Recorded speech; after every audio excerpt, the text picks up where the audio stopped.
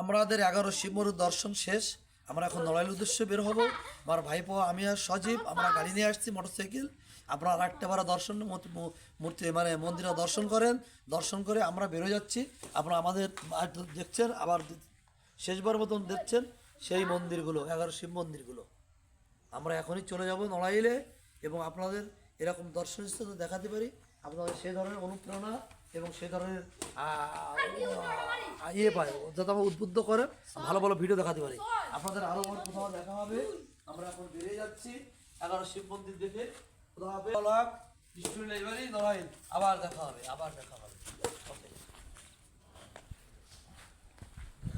আমার সব তোর সব ঠিক আছে। কত বল জানি সন্দীপ? সন্দীপ রে কত বল বাবা? ও সরি, মোটরসাইকেল ধর, মোটরসাইকেল ধর।